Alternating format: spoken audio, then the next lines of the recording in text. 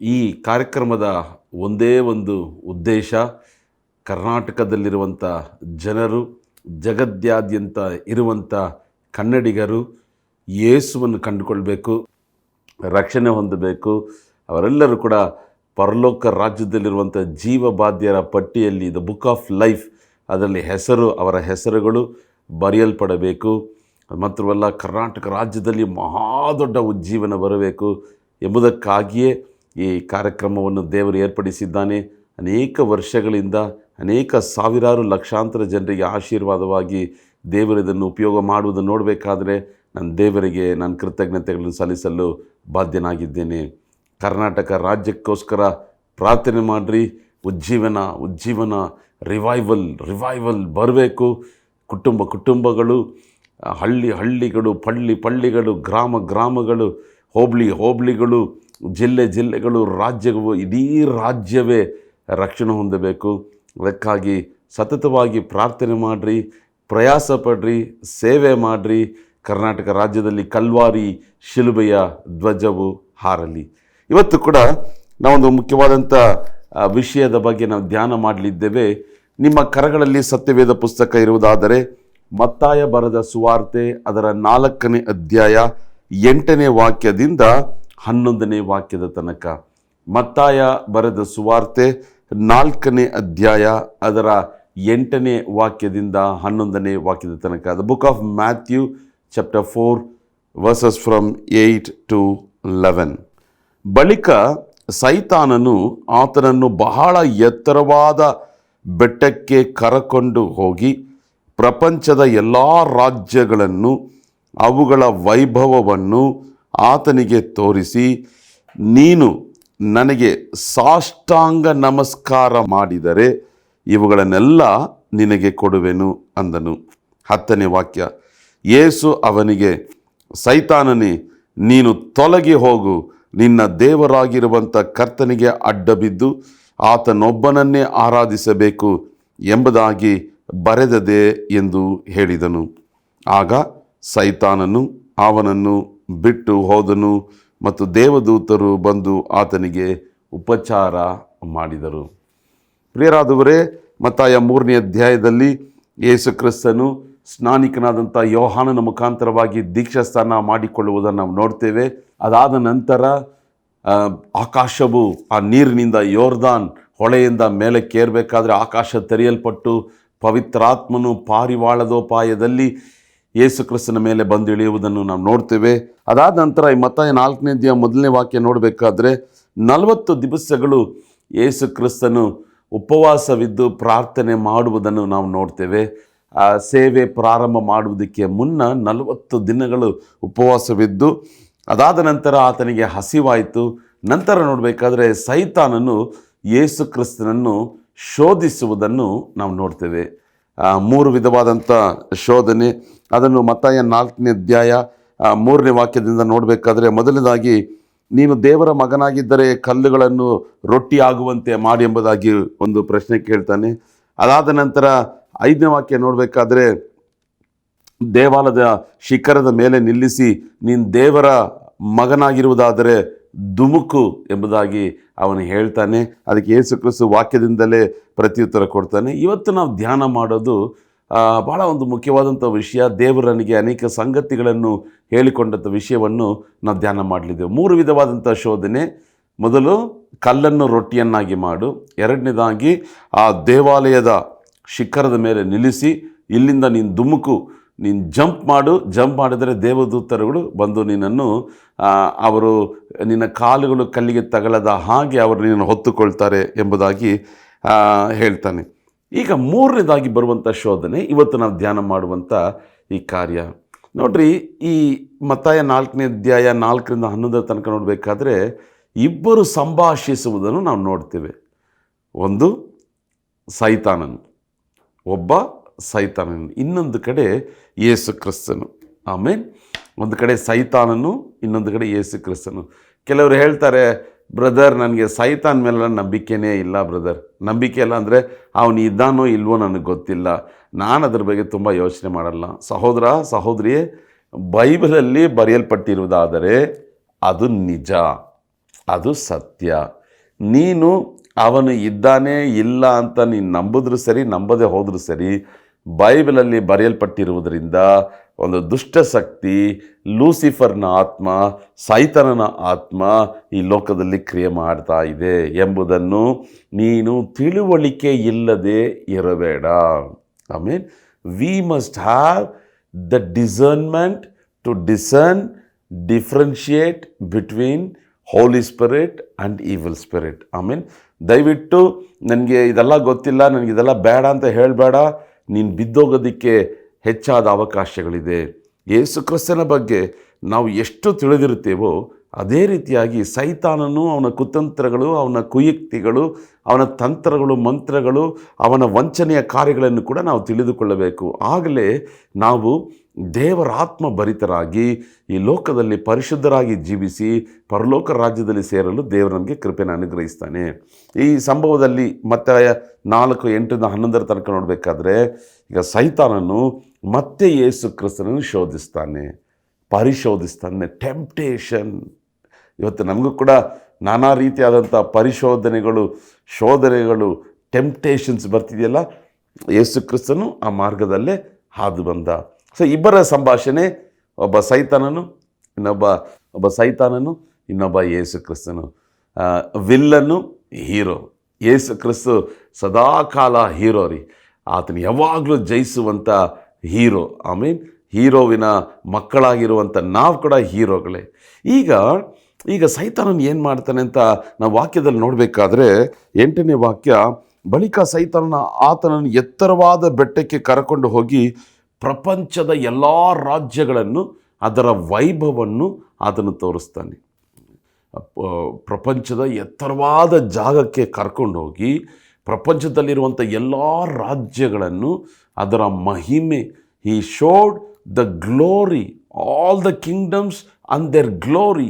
ಲೋಕದಲ್ಲಿರುವಂಥ ಎಲ್ಲ ರಾಜ್ಯಗಳನ್ನು, ಅದರ ವೈಭವವನ್ನು ತೋರಿಸಿ ಯೇಸು ಕ್ರಿಸ್ತನಿಗೆ ಸೈತಾನ್ ಏನು ಗೊತ್ತಾ ಹೇಳ್ತಾನೆ, ನೀನು ನನಗೆ ಅಡ್ಡ ಬೀಳು, ನೀನು ನನಗೆ ಸಾಷ್ಟಾಂಗ ನಮಸ್ಕಾರ ಮಾಡು. ಏನು ವಾಕ್ಯ ಹೇಳ್ತದೆ? ನನಗೆ ಬೋರ್ಲ ಬೀಳು, ಸಾಷ್ಟಾಂಗ ನಮಸ್ಕಾರ, ಪೂರ್ತಿಯಾಗಿ ನೀನು ನನಗೆ ಅಡ್ಡ ಬೀಳು. ಈ ಲೋಕದಲ್ಲಿರುವಂಥ ಈ ಮಹಿಮೆಯನ್ನು, ಈ ರಾಜ್ಯಗಳನ್ನು ನಾನು ನಿನಗೆ ಕೊಡುವೆ. ನಾವು ಅನೇಕ ಸಾರಿ ಕೇಳುವಂಥ ವಾಗ್ದಾನಗಳು ಯೇಸು ಕ್ರಿಸ್ತನು ಹೇಳೋದು ಅಲ್ವಾ? ನಾನು ನಿನಗೆ ಕೊಡ್ತೇನೆ, ನನ್ನ ನಾಮದಲ್ಲಿ ಬೇಡಿಕೊಂಡ್ರೆ ನಾನು ನಿಮಗೆ ಕೊಡ್ತೇನೆ. ಏನು ಬೇಕಾದರೂ ನಂಬಿಕೆಯಿಂದ ಬೇಡಿಕೊಂಡ್ರೆ ತಂದೆಯ ಬಳಿಯಲ್ಲಿ ಯೇಸುವಿನ ನಾಮದಲ್ಲಿ ನಾನು ನಿನಗೆ ಕೊಡ್ತೇನೆ. ನಿನ್ನ ಸಂತೋಷವು ಪರಿಪೂರ್ಣವಾಗುವಂತೆ ನಿನ್ನ ಪ್ರಾರ್ಥನೆಗೆ ಸದುತ್ತರ ನಾನು ನಿನಗೆ ಕೊಡ್ತೇನೆ. ಇಲ್ಲಿ ಸೈತಾನ್ ಹೇಳ್ತಿದ್ದಾನೆ, ನಾನು ನಿನಗೆ ಕೊಡ್ತೇನೆ ಯೇಸುವೆ, ನಾನು ನಿನಗೆ ಕೊಡ್ತೇನೆ. ಲೋಕದ ಮಹಿಮೆಯನ್ನು, ಅದರ ವೈಭವವನ್ನು, ಅದರ ರಾಜ್ಯಗಳನ್ನು ನಾನು ನಿನಗೆ ಕೊಡ್ತೇನೆ. ನಾವು ತುಂಬ ಎಚ್ಚರಿಕೆಯಿಂದ ಇರಬೇಕು ಪ್ರಿಯರಾದವರೇ, ಬಹಳ ಎಚ್ಚರಿಕೆಯಿಂದ ಗಮನದಿಂದ ಇರಬೇಕು. ಸೈತಾನ್ ಕೊಡುವಂಥ ಕಾರ್ಯಕ್ಕೂ ದೇವರು ಕೊಡುವಂಥ ಕಾರ್ಯಕ್ಕೂ. ಆಗ ಯೇಸು ಕ್ರಿಸ್ತನು ಏನು ಹೇಳ್ತಾನೆ, ತೊಲಗಿ ಹೋಗು ಸೈತಾನ್, ನನ್ನನ್ನು ಬಿಟ್ಟು ಹೋಗು ಸೈತಾನ್, ಗದರಿಸ್ತಾನೆ ಯೇಸು ಕ್ರಿಸ್ತನು.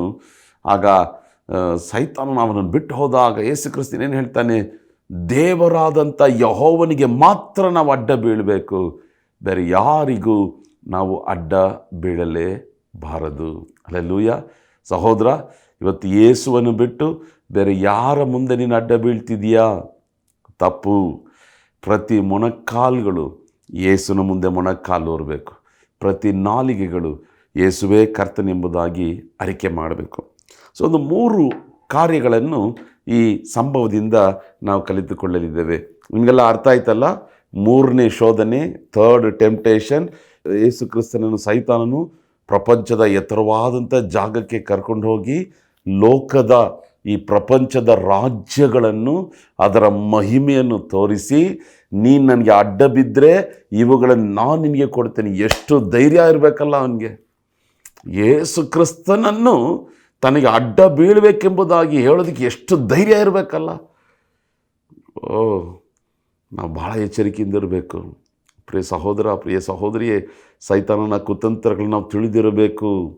ಅವನು ಏನಿಲ್ಲ, ಅವನು ಏನು ಮಾಡೋಕ್ಕಾಗಲ್ಲ ಅಂತ ನೀವು ನಿರ್ಲಕ್ಷ್ಯರಾಗಿ ಇರಬೇಡ್ರಿ. ಶೋಧನೆ ಯಾವ ವಿಧದಲ್ಲಿ ಬರ್ತದೆ ನಮಗೆ ಗೊತ್ತಿಲ್ಲ. ಇದು ಶೋಧನೆ ಎಂಬುದಾಗಿ ಮೊದಲು ನಾವು ತಿಳ್ಕೋಬೇಕು. ಶೋಧನೆಯಲ್ಲಿ ವಾಕ್ಯದಿಂದ, ಪರಿಶುದ್ಧಾತ್ಮನ ಬಲದಿಂದ, ಯೇಸುವಿನ ನಾಮದಿಂದ, ಯೇಸುವಿನ ವಾಕ್ಯದಿಂದ ನಾವು ಅದನ್ನು ಜಯಿಸಬೇಕು.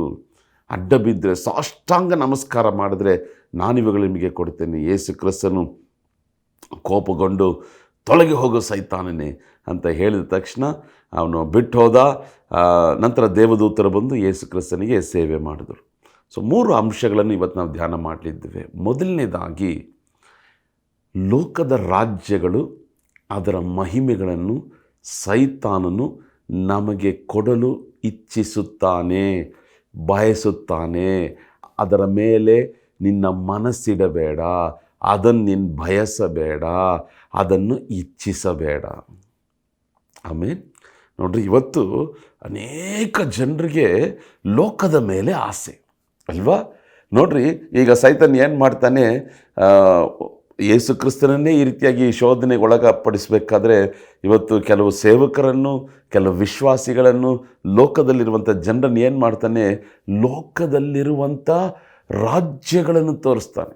ಅಮೇರಿಕ ದೇಶ ಪಾಪದಲ್ಲಿ ತುಂಬಲ್ಪಟ್ಟಿದೆ ಸಹೋದರ ಸಹೋದರಿ.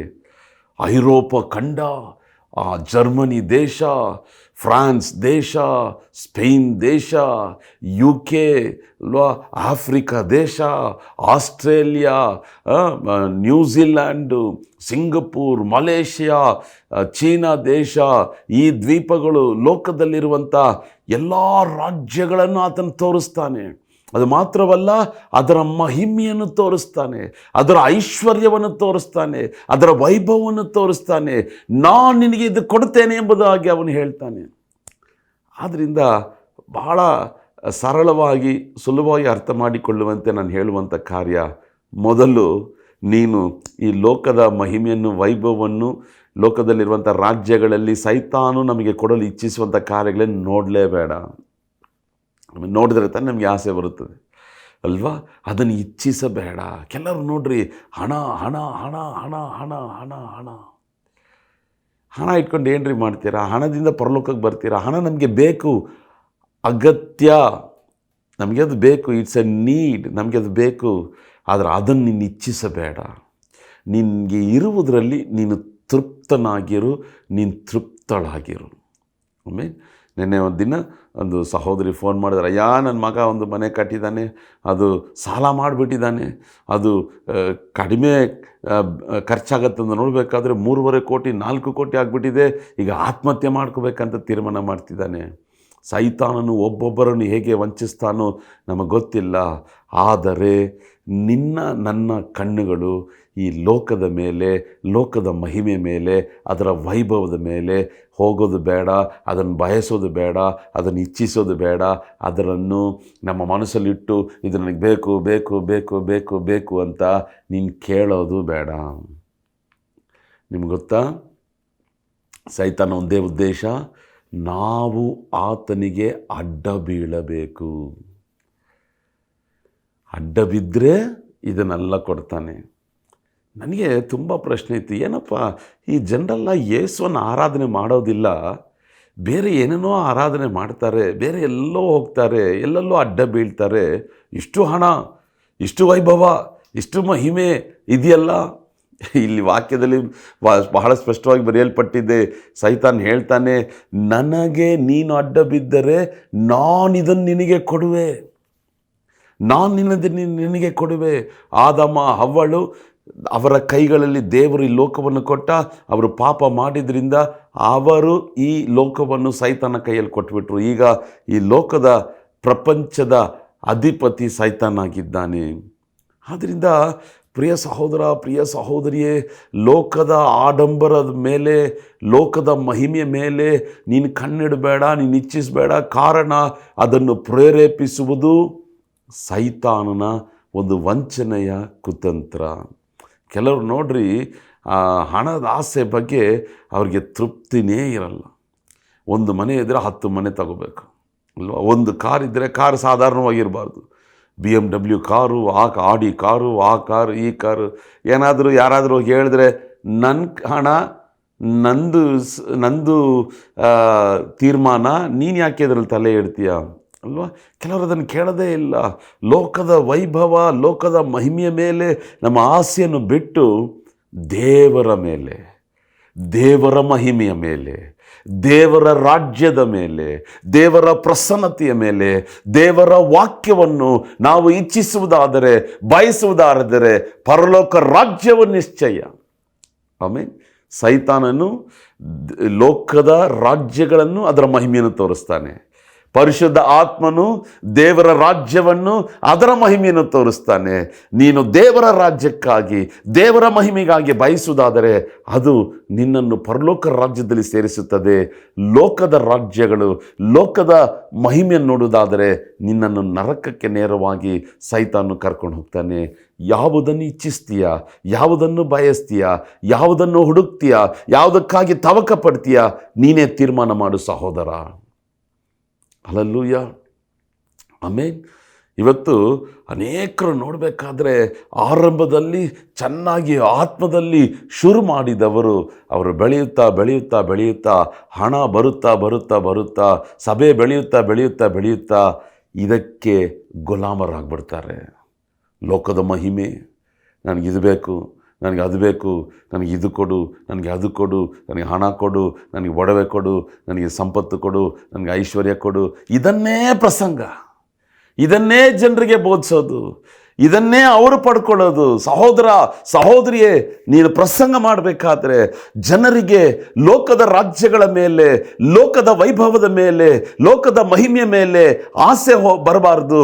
ನೀನು ಪ್ರಸಂಗ ಮಾಡಬೇಕಾದ್ರೆ ದೇವರ ರಾಜ್ಯದ ಮೇಲೆ, ದೇವರ ವೈಭವದ ಮೇಲೆ, ದೇವರ ಮಹಿಮೆಯ ಮೇಲೆ ಅವರಿಗೆ ಆಸೆ ಬರಬೇಕು. ಆಮೇಲೆ ನಾನೊಂದು ಕಾರ್ಯ ಸ್ಪಷ್ಟವಾಗಿ ಹೇಳ್ತೇನೆ. ಲೋಕದ ರಾಜ್ಯಗಳನ್ನು, ಅದರ ಮಹಿಮೆಯನ್ನು, ಅದರ ವೈಭವವನ್ನು, ಲೋಕದ ಆಸೆಗಳನ್ನು ಹುಟ್ಟಿಸುವವನು ದೇವರಾತ್ಮನಲ್ಲ, ಸೈತಾನನು. ಕಾರಣ ಅದಕ್ಕೆ ಆಧಾರ ಇಲ್ಲಿ ಬರೆಯಲ್ಪಟ್ಟಿದೆ. ನಮಗಿರೋದ್ರಲ್ಲಿ ನಾವು ತೃಪ್ತರಾಗಿರೋಣ. ಕರ್ತನ ನಮ್ಮನ್ನು ಆಶೀರ್ವದಿಸ್ತಾನೆ, ನಮ್ಮನ್ನು ಅಭಿವೃದ್ಧಿಗೊಳಿಸ್ತಾನೆ, ನಮ್ಮನ್ನು ಹೆಚ್ಚಿಸ್ತಾನೆ. ಆದರೆ ನಮ್ಮ ಆಸೆ ಈ ವೈಭವದ ಮೇಲೆ, ಲೋಕದ ಮಹಿಮೆ ಮೇಲೆ ಇರಬಾರದು. ದೇವರ ಮಹಿಮೆ ಮೇಲೆ, ದೇವರ ವೈಭವದ ಮೇಲೆ ಇರಬೇಕು. ಆಗ ನಮಗೆ ಪರಲೋಕ ರಾಜ್ಯವು ನಿಶ್ಚಯ. ಸೊ ಸೈತಾನನ ಮೊದಲನೇ ಕುತಂತ್ರ ಏನಂತ ನೋಡಬೇಕಾದ್ರೆ, ಈ ರಾಜ್ಯಗಳನ್ನು ತೋರಿಸಿ, ಲೋಕದ ಮಹಿಮೆಯನ್ನು ತೋರಿಸಿ, ಅದನ್ನು ಇಚ್ಛಿಸುವಂತೆ ಸೈತಾನನು ನಮ್ಮನ್ನು ಪರಿಶೋಧಿಸ್ತಾನೆ. ಎಚ್ಚರಿಕೆಯಾಗಿರು. ಹಲ್ಲೆಲೂಯಾ. ಕೆಲವರು ನೋಡ್ರಿ, ದೇವರು ಅವರನ್ನು ಒಂದು ವೇಳೆ ಒಂದು ಮೈಸೂರಲ್ಲಿ ಒಂದು ಹಳ್ಳಿಯಲ್ಲಿ ಸೇವೆ ಮಾಡಬೇಕಂತ ಚಿತ್ತಗೊಂಡಿರ್ತಾನೆ. ಆದರೆ ಅವರಿಗೆ ಅದು ಇಷ್ಟ ಇಲ್ಲ. ಬೆಂಗಳೂರಲ್ಲಿ ಮಾಡಬೇಕು, ಅಥವಾ ಮೈಸೂರು ಪಟ್ಟಣದಲ್ಲಿ ಮಾಡಬೇಕು, ಅಥವಾ ಕೆಲವರು ನೋಡ್ರಿ ಅಮೇರಿಕಾಗೆ ಹೋಗಬೇಕು, ಆಸ್ಟ್ರೇಲಿಯಾಗೆ ಹೋಗಬೇಕು, ಅಲ್ಲಿ ಹೋಗ್ಬೇಕು, ಇಲ್ಲಿ ಹೋಗಬೇಕು. ಅದರ ಮಹಿಮೆ ನೋಡಬೇಡ.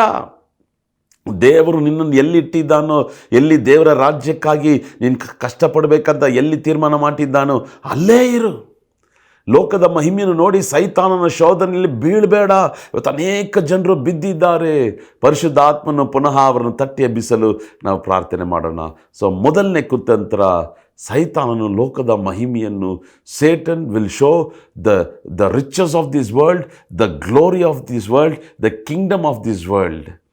Do not desire the riches of this world, the kingdoms of this world, and the glory of this world. Always desire the kingdom of God, the glory of God, and riches that is there in the presence of God. ಎರಡನೇದಾಗಿ ಸೈತಾನನ ಕುತಂತ್ರ ಏನಂತ ನೋಡಬೇಕಾದ್ರೆ, ಅವನಿಗೆ ಅಡ್ಡ ಬೀಳಬೇಕು. ಯೇಸುವಿಗೆ ನಾವು ಅಡ್ಡ ಬೀಳಬಾರ್ದು, ಸೈತಾನಿಗೆ ಅಡ್ಡ ಬೀಳಬೇಕು. ಇವತ್ತು ನಿಮ್ಮನ್ನು ನೋಡಿ ಒಂದು ಪ್ರಶ್ನೆ, ನೀವು ಯಾರನ್ನು ಸೇವಿಸ್ತಿದ್ದೀರಾ? ಯಾರನ್ನು ಆರಾಧಿಸ್ತಿದ್ದೀರಾ? ಯೇಸು ಒಬ್ಬನನ್ನೇ ಆರಾಧಿಸ್ತಿದ್ದೀರಾ, ಅಥವಾ 100ರಲ್ಲಿ ಯೇಸುವನ್ನು ಒಬ್ಬನಾಗಿ ಒಂದು 100 ದೇವರುಗಳಲ್ಲಿ ಒಂದು ದೇವರಾಗಿ ಯೇಸುವನ್ನು ಆರಾಧನೆ ಮಾಡ್ತಿದ್ದೀರಾ?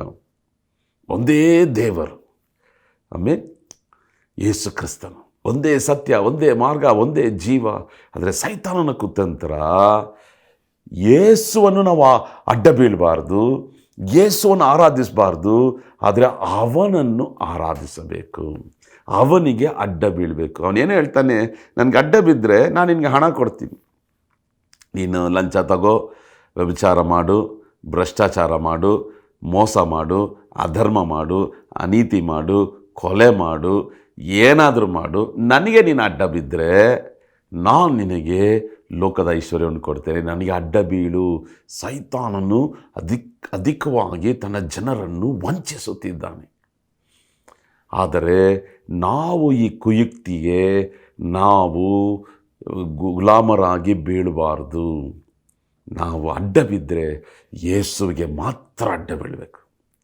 ಇವತ್ತು ನೋಡ್ರಿ, ಯೇಸುವನ್ನು ಬಿಟ್ಟು ಅನೇಕ ಜನರು ಹಿಂಜರಿದು ಹೋಗಿದ್ದಾರೆ ಅಲ್ವಾ? ದೀಕ್ಷಾಸ್ಥಾನ ಮಾಡಿಸಿಕೊಂಡು ಸಭೆಗೆ ಬರ್ತಿದ್ದವರು ಹಿಂಜರಿದು ಹೋಗಿದ್ದಾರೆ.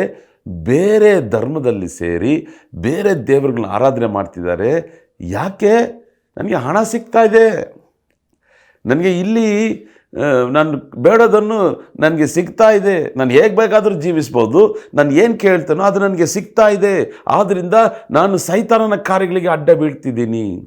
ಸಹೋದರ, ನಿನ್ನ ಪ್ರಾರ್ಥನೆಗೆ ಉತ್ತರ ಬರಲಿ ಬಾರದೆ ಹೋಗಲಿ, ನಿನಗೆ ಸುಖ ಸಿಗಲಿ ಸಿಗದೆ ಹೋಗಲಿ, ನಿನಗೆ ಐಶ್ವರ್ಯ ಬರಲಿ ಬಾರದೆ ಹೋಗಲಿ, ನಿನ್ನನ್ನು ದೇವರು ಉದ್ಧರಿಸದೆ ಹೋಗಲಿ, ಮರಣವೋ ಜೀವವೋ ವ್ಯಾಧಿಯೋ ಉನ್ನತವೋ ಅಥವಾ ಯಾವುದೇ ಕಾರ್ಯಗಳಿದ್ದರೂ ಕೂಡ ಯೇಸುವಿಗೆ ಮಾತ್ರ ಅಡ್ಡ ಬೀಳ್ತೇನೆಂಬುದಾಗಿ ತೀರ್ಮಾನ ಮಾಡು. ಸೈತಾನನು ಕುತಂತ್ರವಾಗಿ ಅವನಿಗೆ ಅಡ್ಡ ಬೀಳಬೇಕಂತ ಯತ್ನಿಸುತ್ತಿದ್ದಾನೆ.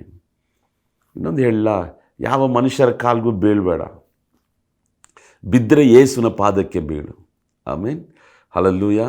ಇಲ್ಲ, ನಾವು ಭಾರತದ ಕಲಾಚಾರ ಹೊಂದಿದವರು, ನಾವು ಈ ಥರ ಕಾಲು ಬೀಳ್ತೇವೆ, ಸೇವಕರ ಕಾಲು ಬೀಳ್ತೇವೆ. ನೋಡಿರಿ, ಕೆಲವೊಂದು ಸಾರಿ ಕೆಲವೊಂದು ಅನ್ಯ ಜನರು ಸ್ಕೂಟರ್ಗಳು ಬರಬೇಕಾದ್ರೆ ಪ್ರಸಂಗ ಕೇಳಿ ಅವ್ರು ಅದ್ಭುತ ಹೊಂದ್ಕೊಂಡು ಕಾಲಲ್ಲಿ ಬಿದ್ದುಬಿಡ್ತಾರೆ, ಸ್ಟೇಜಲ್ಲೇ ಕಾಲಲ್ಲಿ ಬಿದ್ದು. ನಾನು ಹೇಳ್ತೀನಿ, ಅಯ್ಯೋ, ಕಾಲಲ್ಲಿ ಬೀಳ್ಬೇಡ್ರಿ, ಯೇಸು ಕ್ರಿಸ್ತನೊಬ್ಬನಿಗೆ ಮಾತ್ರ ನಾವು ಅಡ್ಡ ಬೀಳಬೇಕು. ಕೆಲವರು ನೋಡಬೇಕಾದ್ರೆ ರಕ್ಷಣೆ ಹೊಂದಿದ್ದವರು, ಸೇವೆ ಮಾಡಿದವರು, ಅವರು ಸೇವಕರ ಕಾಲಿಗೆ ಬೀಳ್ತಾರೆ.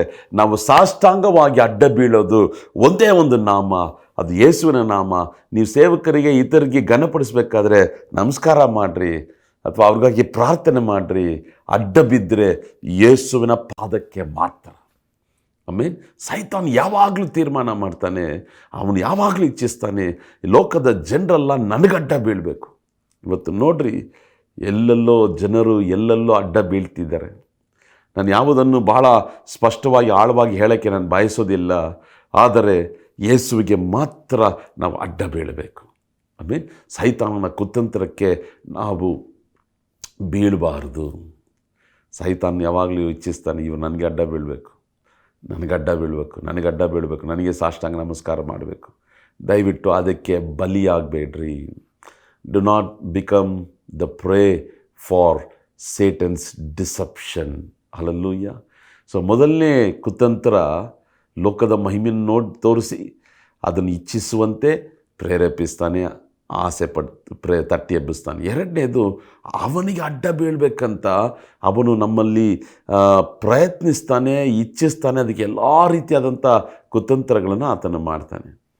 ಈಗ ಈ ರೀತಿಯಾದಂಥ ಶೋಧನೆಗಳು ಬರುವಾಗ ಯೇಸು ಕ್ರಿಸ್ತನು ಮಾಡಿದಂಥ ಕಾರ್ಯ, ಅದನ್ನು ಮೂರನೇದಾಗಿ ನಾವು ನೋಡಿ ಮುಕ್ತಾಯಗೊಳಿಸೋಣ. ತೊಲಗಿ ಹೋಗು ಸೈತಾನನೇ. ಹಲ್ಲೆಲೂಯಾ. ಕೆಲವ್ರು ನೋಡ್ರಿ, ಸೈತಾನ್ಗೆ ಬಾಗಿಲು ತೆರೆದಿಟ್ಟಿರ್ತಾರೆ. ಬಾ ರಾಜ, ಬಾಪ, ನಮ್ಮ ಮನೆಗೆ ಬಾ, ನಮ್ಮ ಕುಟುಂಬಕ್ಕೆ ಬಾ, ನಮ್ಮ ಮನೆಗೆ ಬಂದು ನೀನು ಇಲ್ಲೇ ವಾಸ ಮಾಡು, ನನ್ನ ಹೃದಯದಲ್ಲಿ ಬಾ ಅಂತ ಸೈತಾನ್ಗೆ ಬಾಗಿಲು ತೆರೆದಿರ್ತಾರೆ. ನಾವು ಸೈತಾನ್ಗೆ ಬಾಗಿಲು ಮುಚ್ಚಿ ತೊಲಗಿ ಹೋಗಂತ ಹೇಳ್ಬೇಕು. ಅವ್ನು ಜಾಸ್ತಿ ಮಾತಾಡೋಕ್ಕೂ ಬಿಡಬಾರ್ದು. ನಮ್ಮನ್ನು ಶೋಧನೆಯೊಳಗೆ ತಳ್ಳಬೇಕಾದ್ರೆ ಅದನ್ನು ನಾವು ತಿಳಿದುಕೊಂಡು ಸತ್ಯಾತ್ಮದ ವರವನ್ನು ಉಪಯೋಗಿಸಿ ಅದನ್ನು ತಿಳಿದುಕೊಂಡು ಅವನನ್ನು ತೊಲಗಿ ಹೋಗೋದು ಸೈತಾನನೇ. ನನಗೂ ನಿನಗೂ ಸಂಬಂಧ ಇಲ್ಲ, ಏನು ನನ್ನ ಹತ್ರ ಮಾತಾಡ್ತಿದ್ಯಾ, ಏನು ಶೋಧಿಸ್ತಾ ಇದೆಯಾ, ತೊಲಗಿ ಹೋಗು. ಕೆಲವೊಂದು ಸಾರಿ ಸುಂದರವಾದಂಥ ಹೆಣ್ಮಕ್ಳನ್ನು ತಂದು ಅವರ ವೈಭವವನ್ನು ನೋಡು, ಆ ಸೌಂದರ್ಯವನ್ನು ನೋಡು. ಕೆಲವೊಂದು ಸಾರಿ ದೊಡ್ಡ ಕಾರನ್ನು ತೋರಿಸಿದರ ವೈಭವವನ್ನು ನೋಡು. ಕೆಲವೊಂದು ಸಾರಿ ದೊಡ್ಡ ಮನೆಯನ್ನು ತೋರಿಸಿದರ ವೈಭವವನ್ನು ನೋಡು. ಕೆಲವೊಂದು ಸಾರಿ ಇತರರು ನೋಡಿ ಇವರ ವೈಭವ ನೋಡು, ನಾನು ನಿನಗೆ ಆ ಥರ ಕೊಡ್ತೇನೆ, ಅಡ್ಡ ಬೀಳು, ತೊಲಗಿ ಹೋಗೋದು ಸೈತಾನನೇ. ಆಮೇನ್, ಹಲ್ಲೆಲೂಯಾ, ಹಲ್ಲೆಲೂಯಾ, ಆಮೇನ್. ಇವತ್ತು ಅನೇಕ ಯುವಕರು ನೋಡಬೇಕಾದ್ರೆ ಹೆಣ್ಮಕ್ಕಳ ಸೌಂದರ್ಯ, ಗಂಡು ಮಕ್ಕಳ ಸೌಂದರ್ಯದಲ್ಲಿ ಬಿದ್ದೋಗ್ತಿದ್ದಾರೆ. ಸೈತಾನನ ಶೋಧನೆ, ಎಚ್ಚರಿಕೆ ಆಗಿರು, ತೊಲಗಿ ಹೋಗು ಸೈತಾನ ಅಂತ ಹೇಳಿ ಅವನನ್ನು ಗದರಿಸು. ಅಡ್ಡವಿದ್ದರೆ ಯೇಸುವಿಗೆ ಮಾತ್ರ ಅಡ್ಡ ಬೀಳ್ತೇನೆ ಎಂಬುದಾಗಿ ಸೈತಾನ್ ನೋಡಿ ನೀನು ಹೇಳು. ಆಮೇಲೆ ಅವನನ್ನು ಗದರಿಸು. ವಾಕ್ಯ ಹೇಳ್ತದೆ, ಆಗ ಅವನು ಯೇಸುವನ್ನು ಬಿಟ್ಟು ಹೋದ. ನೀನು ಗದರಿಸಿದರೆ ಅವನು ಬಿಟ್ಟು ಹೋಗ್ತಾನೆ. ಗದರಿಸಿದ ಸುಮ್ಮನೆ ಇದ್ದರೆ ಇನ್ನೂ ಶೋಧನೆ, ಇನ್ನೂ ಶೋಧನೆ, ಇನ್ನೂ ಶೋಧನೆ, ಇನ್ನೂ ವ್ಯಭಿಚಾರ ಶೋಧನೆ, ಇನ್ನೂ ವೇಶ್ಯತನದ ಶೋಧನೆ, ಇನ್ನೂ ಹಣದಾಸೆಯ ಶೋಧನೆ, ಇನ್ನೂ ಬದುಕುಬಾಲಿನ ಡಂಬದ ಶೋಧನೆ, ಕಣ್ಣಿನ ಇಚ್ಛಿನ ಶೋಧನೆ, ದೇಹದ ಇಚ್ಛೆಯ ಶೋಧನೆ, ಎಲ್ಲ ಶೋಧನೆಗಳನ್ನು ತಂದು ನಮ್ಮನ್ನು ಮುಳುಗಿಸ್ಬಿಡ್ತಾನೆ. ಆದ್ದರಿಂದ ಇವನು ಶೋಧಿಸ್ತಿದ್ದಾನೆ ಎಂಬುದಾಗಿ ತಿಳಿದ ತಕ್ಷಣ ವಾಕ್ಯದಿಂದ, ಪರಿಶುದ್ಧಾತ್ಮನ ಬಲದಿಂದ, ಯೇಸುವಿನ ನಾಮದಿಂದ ತೊಲಗಿ ಹೋಗಿಸ್ತಾ ಇದ್ದಾನೆ. I rebuke you devil in the name of Jesus. I rebuke you Satan in the name of Jesus. ಆಗ ಅವನು ನಿಮ್ಮನ್ನು ಬಿಟ್ಟು ಹೋಗ್ತಾನೆ. ಆಗ ನೀವು ಫ್ರೀಯಾಗಿ ಪರಿಶುದ್ಧ ಆಲೋಚನೆಯಿಂದ ಪ್ರಾರ್ಥನೆ ಮಾಡ್ಬೋದು, ಕರ್ತನಿಗಾಗಿ ಸೇವೆ ಮಾಡ್ಬೋದು. ಆಮೇಲೆ ಸೈತಾನನು ನಾನು ಕೊಡುತ್ತೇನೆ ಎಂಬ ಒಂದು ಕಾರ್ಯವನ್ನು ನಾವು ಪಡೆದುಕೊಳ್ಳೋದು ಬೇಡ. ಯೇಸು ಕ್ರಿಸ್ತನು ನಾನು ಕೊಡುತ್ತೇನೆ ಎಂಬುದಾಗಿ ಹೇಳುವಂಥ ಪ್ರತಿಯೊಂದು ಆಶೀರ್ವಾದಗಳನ್ನು ನಾವು ಹೊಂದಿಕೊಳ್ಳಲು ಬಯಸೋಣ. ಆಮೇಲೆ ಒಂದು ಕಡೆ ಸೈತಾನ್ ಹೇಳ್ತಾನೆ ನಾನು ಕೊಡ್ತೇನೆ, ಆದರೆ ಅವನಿಗೆ ಅಡ್ಡ ಬೀಳಬೇಕು, ಅವನ ಕುತಂತ್ರದಲ್ಲಿ ಬೀಳಬೇಕು, ಲೋಕದ ಮಹಿಮೆಯನ್ನು ನಾವು ಇಚ್ಛಿಸಬೇಕು. ಇನ್ನೊಂದು ಕಡೆ ಯೇಸು ಕ್ರಿಸ್ತನು ಹೇಳ್ತಾನೆ ನಾನು ನಿನಗೆ ಕೊಡ್ತೇನೆ, ಆಗ ನಾವು ಯೇಸುವಿಗೆ ಅಡ್ಡ ಬೀಳಬೇಕು. ಸೈತಾನನ್ನು ಕೊಡುವಂಥ, ಲೋಕದಲ್ಲಿ ಅನುಭವಿಸುವಂಥ ಈ ಮಹಿಮೆ ನರಕಕ್ಕೆ ನಿಮ್ಮನ್ನು ಕರ್ಕೊಂಡು ಹೋಗ್ತದೆ. ದೇವರು ಕೊಡುವಂಥ ಆ ಆಶೀರ್ವಾದ, ದೇವರ ರಾಜ್ಯಕ್ಕಾಗಿ ನಾವು ಹುಡುಕುವಾಗ, ದೇವರ ವೈಭವವನ್ನು ನಾವು ಬಯಸುವಾಗ ಅದು ನಮ್ಮನ್ನು ಪರಲೋಕ ರಾಜ್ಯಕ್ಕೆ ಕರ್ಕೊಂಡು ಹೋಗ್ತದೆ. ಆಮೇಲೆ ಸೈತಾನು ಕೊಡುವಂಥ ಒಂದು ಕಾರ್ಯವು ನಮಗೆ ಬೇಡ, ಯೇಸು ಕೊಡುವಂಥ ಒಂದೊಂದು ಕಾರ್ಯವನ್ನು ನಾವು ಹೊಂದಿಕೊಳ್ಳೋಣ.